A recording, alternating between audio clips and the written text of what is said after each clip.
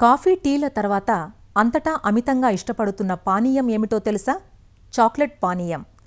ఈ రోజున చాక్లెట్ అన్నది మన నిత్య జీవనంలో భాగమైపోయింది. ఈ చాక్లెట్ దేన్నుంచి తయారవుతుందో తెలుసా? కోకో గింజల నుంచి. అందుకే అంతర్జాతీయ విపణిలో కోకోకు నానాటికి గిరాకీ పెరుగుతోంది. మన దేశంలో దక్షిణ భారతం కోకో సాగుకు అత్యంత అనుకూలం. తెలుగు రాష్ట్రాల్లో కోకో పంట దాదాపు 18,000 హెక్టార్లలో విస్తరించింది. కోకో నీడను ఇష్టపడే పంట. కొబ్బరి, ఆయిల్ పామ్, వక్క తోటల్లో అంతర పంటగా అనుకూలంగా ఉంటుంది. కోకో సింహభాగం కొబ్బరి తోటల్లోనే సాగుతుండగా ఆయిల్ పామ్ తోటల్లో 1,000 హెక్టార్లలో సాగుతోంది. కొబ్బరిలో అత్యంత అనువైన పంట అనడంలో ఎలాంటి సందేహం లేదు. పేరుకే అంతర పంటగాని అత్యంత ప్రాధాన్యమున్న పంట కొబ్బరి. అయితే కోకో ఆయిల్ పామ్ తోటల్లో అందిరాదన్నది చాలామంది రైతుల అపోహ. ఇది ఎంతమాత్రం వాస్తవం కాదు. ఆయిల్ పామ్ తోటల్లో నీడ కోకోకు అవసరమైన దానికంటే కాస్త ఎక్కువగా ఉంటుంది. అయినప్పటికీ ఆయిల్ పామ్లో వేసినప్పుడు కూడా కోకో మనుగడ సాగించగలుగుతుంది. అయితే కాస్త తక్కువ ఉత్పాదకతతో. కొబ్బరిలో వేసినప్పుడు ఎకరాకు 5 నుంచి 6 క్వింటాళ్ల దిగుబడినిచ్చే కోకో ఆయిల్ పామ్లో వేసినప్పుడు 2-3 క్వింటాళ్ల దిగుబడినిస్తుంది.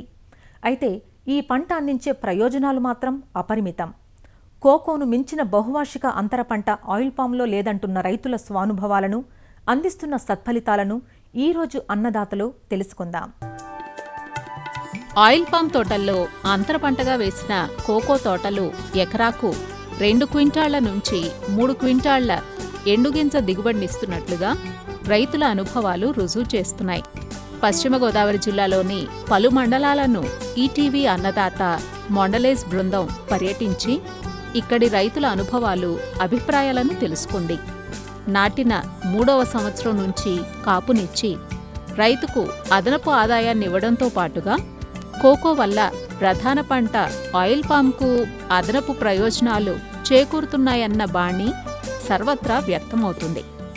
జిల్లాలోని టి నర్సాపురం మండలం మల్లుకుంట గ్రామ రైతు గాదె వెంకటరమణారెడ్డి ఇలా అంటారు. నేను 2004లో పామాయిల్ తోట వేశానండి. అలాగే 6 సంవత్సరాలు వచ్చిన తర్వాత ఈ పామాయిల్లో అంతర పంట కింద కోకో సాగు చేయాలనే ఉద్దేశంతో వాళ్ళు ఇచ్చిన సాంకేతిక సలహాల వల్ల నేను తోటను పెంచాను. 3వ సంవత్సరం నుంచి నాకు కాపు వచ్చిందండి. అది ఇప్పుడు 5 సంవత్సరాలు అయింది వేసి. ఈ సంవత్సరం నాకు 2 క్వింటాల ఆదాయం వచ్చింది. ఈ కోకో వల్ల ఈ ఆదాయమే కాకుండా ఇది రాల్చే ఆకు వల్ల భూమి సారవంతం అవుతుంది. అలాగే ప్రతి సంవత్సరం మనం కోకో చెట్టుని ప్రూనింగ్ చేస్తామండి. దానివల్ల పచ్చిరొట్ట వస్తుంది. ఆ పచ్చిరొట్ట ఈ పామాయిల్ చెట్టు మొదలు వేయటం వల్ల ఏమవుతుందంటే కుళ్ళి ఎరువు కింద తయారయ్యి పామాయిల్ చెట్టు కూడా బలం పుంజుకుంటుంది. ఈల్డింగ్ కూడా బాగా వస్తుందని నేను గమనించాను. ఈ నీడ వల్ల ఏంటంటే మనం పెట్టిన నీరు కూడా ఆవిరవ్వకుండా భూమి కూడా ఇప్పుడు తేమగా ఉంటుందండి.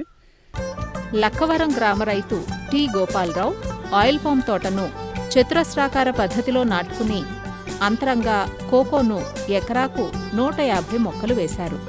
ఈయనేమంటారంటే, నాకు 6 ఎకరాల పామాయిల్ గార్డెన్ ఉంది. నేను ఇది 1998లో ప్లాంటేషన్ వేయటం జరిగింది. నేను ముందు చూపు దృష్టితోటి పామాయిల్ స్క్వేర్ వేయటం జరిగింది. తర్వాత 5 సంవత్సరాల తదనంతరం 2003లో క్యాడ్బరీ స్టోర్ని సంప్రదించగా కోకో పామాయిల్ 1:3 ప్లాంటేషన్ కాడికి ఎకరానికి 150 మొక్కలు వేయటం జరిగింది. తర్వాత 3 సంవత్సరాల నుంచి కూడా ఈల్డింగ్ స్టార్ట్ అయింది. స్టెప్ బై స్టెప్ ప్రతి సంవత్సరం కూడా మరి ఈల్డింగ్ పెరుగుతూ వచ్చింది. పామాయిల్ వేసాం. పామాయిల్ విషయంలో కూడా రేటు ఫ్లక్చుయేషన్ ఉండటం వలన మాకు ఈ కోకో ఈల్డింగ్ మమ్మల్ని నిలబెట్టడం జరిగింది. ఈ కోకో వలన ప్లూనింగ్ చేసింది అయితేనే కానీ, రొట్టె అయితేనే కానీ ఇదంతా కూడా కంపోస్ట్ అయ్యి పామాయిల్కి కూడా దిగుబడి గ్రోత్ పెంచడం జరిగింది. ప్రతి రైతుకి నేను చెప్పేది ఏంటంటే పామాయిల్ స్క్వేర్ వేసుకుని ఈ అంతర పంటగా కోకో వేసినట్టయితే రైతు ఆర్థికంగా నిలదొక్కగలడని, ఖర్చు తగ్గించుకుని అధిక దిగుబడి సాధిస్తారని ఆశిస్తున్నాను. చాగల్లు మండలం చాగల్లు గ్రామ రైతు ఎన్ సత్యనారాయణ సాగు చేస్తున్న 7 సంవత్సరాల కోకో తోట ఇది. ఈయన మాట్లాడుతూ, నేను పామాయిల్ వేసి సుమారు 16 సంవత్సరాలు అయింది. నేను ఒక 8 ఏళ్ళ తర్వాత ఈ ఆదాయం తక్కువగా ఉంటుందని ఈ కోకో మొక్కలు అంతర పంటగా వేయటం జరిగింది. ఇది 3-4 సంవత్సరాల కాడి నుంచి కొద్దిగా ఆదాయం పెరుగుతా ఇప్పుడు 7వ సంవత్సరంలో సుమారు ఎకరానికి 200 కేజీలు దిగుబడి వచ్చింది నాకు. ఈ దిగుబడి వల్ల ఈ పామాయిల్ ఆటుపోటు ధరల వల్ల రైతు నష్టపోతున్నాం కాబట్టి ఇది సపోర్ట్గా ఉంటుందని ఆలోచనతో నేను వేసాను. రైతుకు సపోర్ట్గా ఉంటుంది కాబట్టి ఈ పామాయిల్లో అంతరపంటగా కోకో అందరు రైతులు పండించి దీని ఆదాయాన్ని అందరూ పొందాలని ఆశిస్తూ ఈ తుక్కు రాలటం వలన కూడా భూసారం పెరుగుతూ ఈ తుక్కు డీకంపోస్ట్ అవుతూ దానివల్ల రసాయన ఎరువులు కలుపు మందులు వాడకం కూడా తగ్గుతూ ఇవన్నీ కూడా మనకు లాభాలు ఉన్నాయి. ఇంకా సరి చేసుకుంటే 5 క్వింటాల దాకా దీన్ని ఆదాయం తీయొచ్చని నేను ఆశిస్తున్నాను. ఆయిల్ పామ్కు 5 నుంచి 8 సంవత్సరాల వయసులో కోకోను అంతరంగా నాటుకుంటున్నారు. ఆయిల్ పామ్ను త్రిభుజాకార పద్ధతిలో నాటినప్పుడు ఎటు చూసినా 9 మీటర్ల దూరంతో ఎకరాకు 57 మొక్కలు పడతాయి. 2 ఆయిల్ పామ్ మొక్కలకు మధ్యగా 4.5 మీటర్ల దూరంతో కోకోను ఎకరాకు 150 మొక్కల వరకు నాటుకుంటారు. అదే చతురస్రాకార పద్ధతిలో ఆయిల్ పామ్ను నాటుకుంటే 50 మొక్కలే పడతాయి. అప్పుడు కోకోను 200 మొక్కల వరకు పెట్టి సాగు చేసే అవకాశం ఉంటుంది. ఇలా నాటిన తోటల్లో మొక్కలకు సరిపోను సూర్యరశ్మి అంది దిగుబడి కూడా పెరుగుతోందని ఈ మధ్యకాలంలో రుజువైంది. చతురస్రాకార పద్ధతిలో నాటిన ఆయిల్ పామ్ తోటల్లో కోకో సాగు అధిక ఆదాయాన్నిస్తుందంటున్నారు assistant manager Ravinder Rao. Oil palm త్రిభుజాకారంలో నాటుకున్నప్పుడు ఒక ఎకరానికి సుమారు 160 కోకో మొక్కలు నాటుకోవచ్చు.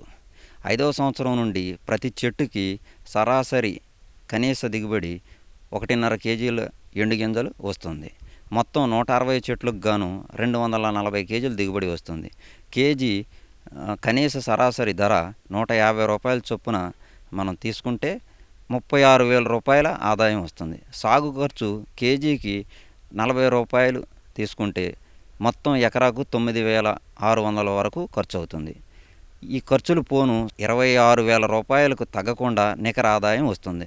ఇంతేకాకుండా పరోక్షంగా కోకో రాల్చిన ఆకులు నేలపై పొరగా ఏర్పడి కలుపును నిర్మూలించి కలుపు తీత ఖర్చును మిగులుస్తుంది. నేలకు సేంద్రియ పదార్థాన్ని జతపరిచి ఆయిల్ పామ్ దిగుబడిని కూడా పెంచుతుంది. ఆయిల్ పామ్ చతురస్రాకారంగా నాటిన తోటల్లో ఎక్కువ సూర్యరశ్మి గాలి సోకి కోకో చెట్టుకి 2 కేజీల దిగుబడి వరకు వస్తుంది. దీనివలన ఎకరానికి 12,000 రూపాయలు ఎక్కువ ఆదాయం వస్తుంది. చూశాం కదా ఆయిల్ పామ్లో కోకో సాగు గురించి. మరి వచ్చే మంగళవారం కోకో సాగులో కీలక యాజమాన్యమైన కొమ్మ కత్తిరింపు గురించి తెలుసుకుందాం. కోకో సాగుకు సంబంధించిన సాంకేతిక సలహాల కోసం అసిస్టెంట్ మేనేజర్ రవీందర్రావును 9849787542 ఫోన్ నెంబర్లో సంప్రదించవచ్చు.